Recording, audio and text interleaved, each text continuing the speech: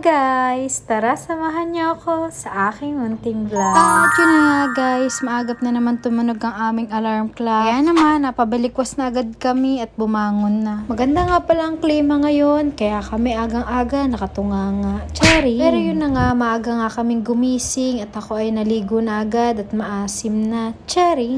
At yun na nga, sinampay ko na nga dito sa terrace ang aking towel na ginamit para matuyo agad. Pagkatapos naman ay syempre magwalis-walis muna tayo at baka magalitan.